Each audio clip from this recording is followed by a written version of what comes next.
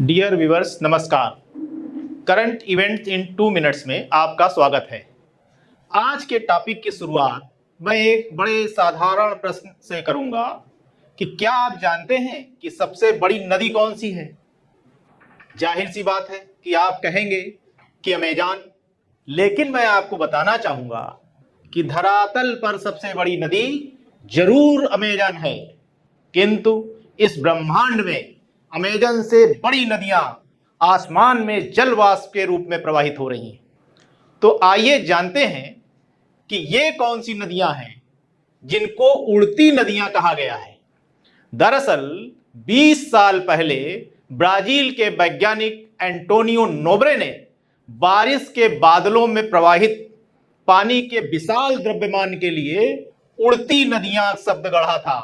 यानी जो नदी ऐसी जो उड़ रही हो, ये नदियां 2000 किलोमीटर और कभी कभी 5000 किलोमीटर से भी ज्यादा लंबी हो सकती हैं। उड़ती नदियों के बारे में ज्यादा बात करने से पहले हम थोड़ा जल चक्र के बारे में चर्चा कर लेते हैं। जब हम जल चक्र की बात करते हैं, वाटर साइकिल की बात करते हैं, तो सामान्य तौर पर उस बड़े जल चक्र के बारे में सोचते हैं जिसमें समुद्र के उच्च वायुदाब क्षेत्र से, मान लीजिए यहां समुद्र है, समुद्र के उच्च वायुदाब क्षेत्र से जल वाष्पित होकर बादलों में संघनित होता है और फिर हवाओं द्वारा निम्न वायुदाब क्षेत्र की ओर, गर्म क्षेत्र की ओर मुख्य भूमि पर ले जाया जाता है, जहां बारिश होती है वर्षा बूंदों के रूप में, और जल अंत में नदियों के जरिए वापस फिर समुद्र में आ जाता है। इस बड़े जल चक्र के अलावा एक छोटा जल चक्र भी अस्तित्व में होता है, कार्यशील रहता है। कौन सा छोटा चक्र? वह छोटा जल चक्र जिसमें पेड़ों, जंगलों और नदियों का जल वाष्पित होकर बादलों में संघनित होता है। यह भी संघनित होने के बाद जमीनी क्षेत्रों में पानी के विशाल द्रव्यमान को ले जाता है, उसी तरह से जैसे समुद्र का जल वाष्पित होकर जाता है। इस द्रव्यमान के जमीन पर वर्षा के रूप में आने में कई चीजें कार्यशील होती हैं, जैसे पृथ्वी का बढ़ता तापमान, जलवायु परिवर्तन, ग्लोबल वार्मिंग आदि। ये बड़ी भूमिका निभाते हैं। किस तरह से निभाते हैं? ज्यादा पृथ्वी का तापमान बढ़ जाएगा तो बहुत तेजी के साथ जल वाष्पित होगा, यानी ये उड़ती नदियां बहुत ज्यादा पानी अपने में भर लेंगी। एक तो समुद्र से आ ही रही हैं, दूसरे पेड़ों से, नदियों से जो जल वाष्पित हो रहा है वह भी जाकर के उसी में समाहित हो जाता है।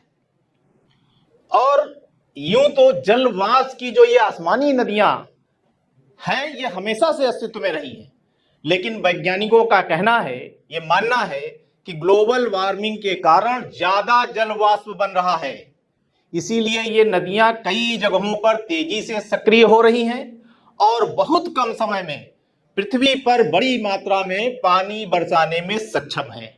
अभी हाल में भारत में अचानक जो बहुत बड़ी मात्रा में बरसात हुई, तमाम भूस्खलन हुए, उसके लिए जिम्मेदार बताया जा रहा है कि ये आसमानी नदियां, ये उड़ती नदियां, इनकी भूमिका रही है। ज्यादा जलवाष्प बनने के कारण, ज्यादा वर्षा को अपने में समेटने के कारण बहुत तेजी से बरसात हुई और अचानक भारी वर्षा हुई, जिससे भूस्खलन भी हुए और बाढ़ भी आई। अब इन उड़ती नदियों के बारे में जानने के लिए सबसे पहले हम वहां आते हैं जहां सबसे पहले इनकी खोज हुई थी। इस खोज के अनुसार उड़ती नदियां अमेजन वर्षा वन, रेन फॉरेस्ट के पेड़ों के ऊपर वायुमंडल में पाई जाने वाली एक परिघटना है। यानी वर्षा वन अगर अमेजन के हैं तो इसके ठीक ऊपर किस प्रकार की परिघटना और कैसे? जहां जल वाष्प भरे बादल एक पट्टी के रूप में हजारों किलोमीटर तक विस्तारित होते हैं। यह पट्टी बनती कैसे है? जो अमेज़न के जंगल हैं, जिसमें अरबों पेड़ हैं, उन पर जो जल एकत्रित होता है वो जल वाष्प के रूप में बहुत तेजी से आसमान में जाता है और यह उड़ती नदियों का एक रूप लेता है। ये उड़ती नदियां नमी से भरी हवा की धाराओं से बन जाती हैं। यहां मुख्य रूप से जो हवा की धारा अटलांटिक महासागर से चलती है और फिर अमेजान वर्षा वनों से उठती वायु धाराओं को भी अपने में समेटकर अपना आकार विशाल कर लेती है, बहुत बड़ा आकार कर लेती है। इसके बाद ये उड़ती नदियां आगे बढ़ती हैं और इंडीज पर्वत से टकराकर अपनी अधिकांश नमी वर्षा के रूप में कई देशों की भूमि पर, मुख्य रूप से दक्षिणी अमेरिका के कई देशों की भूमि के रूप में गिरा देती हैं। अब चूंकि अमेजान वनों में अरबों की संख्या में पेड़ हैं, इसी वजह से यहां उड़ती नदियों के निर्माण की यह प्रक्रिया पकड़ में आई। आगे खोजों से यह भी स्पष्ट हुआ कि ये उड़ती नदियां जलवायु के नियमन में महत्वपूर्ण भूमिका निभाती हैं। दक्षिण अमेरिका के कई क्षेत्र रेगिस्तान बन चुके होते यदि अमेजान वर्षा वनों से निकली ये उड़ती नदियां ना होती, यानी ये ना होती तो पानी ना बरसता और वो रेगिस्तान के रूप में उनका विकास हो जाता, वो वहां पर रेगिस्तान बन चुके होते। यदि हम हिसाब लगाएं कि अमेजान वर्षा वन से हर दिन कितना पानी वाष्पित होता है, तो खोजों से स्पष्ट हुआ है कि 20 बिलियन टन पानी हर दिन वाष्पित होता है और यह मात्रा उससे भी ज्यादा है जो अमेजान नदी अटलांटिक महासागर में हर रोज पानी गिराती है, उससे 3 बिलियन टन ज्यादा है। यही कारण है कि अमेजान वर्षा वनों को जैविक पंप कहा गया है, जो वातावरण में पानी को प्रवाहित करते हैं।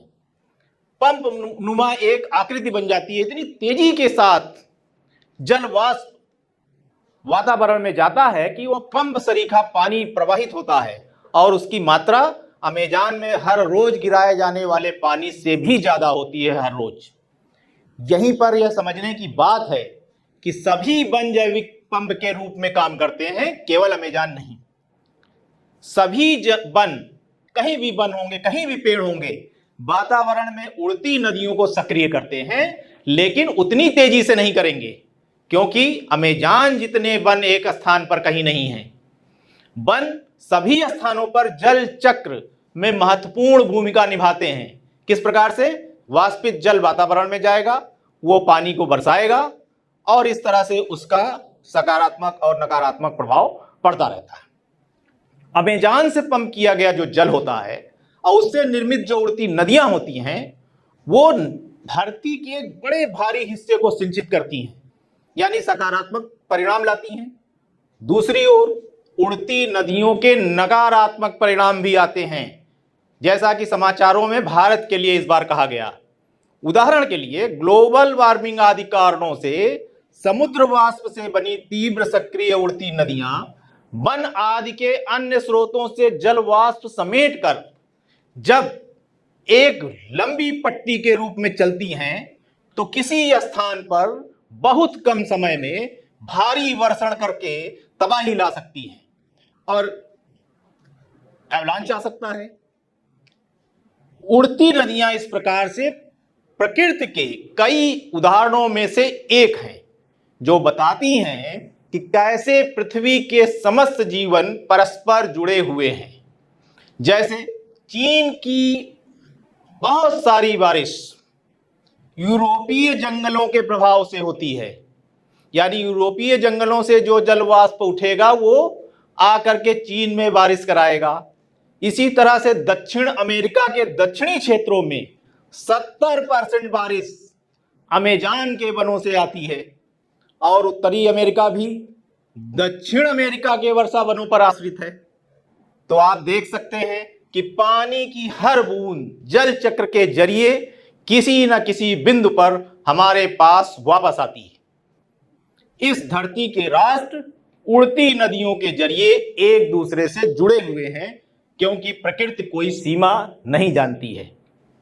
यूरोप का पानी चीन में, चीन का पानी रूस में, अमेजान के वर्षा वनों का पानी दक्षिण अमेरिका में, दक्षिण अमेरिका के वनों का पानी उत्तरी अमेरिका में। इस तरह से एक चक्र चलता है और पूरी दुनिया जुड़ी हुई है। अब जरूरत किस बात की है? उड़ती नदियों के बारे में, इनके संचलन के बारे में ज्यादा से ज्यादा शोध की जरूरत है। क्यों जरूरत है?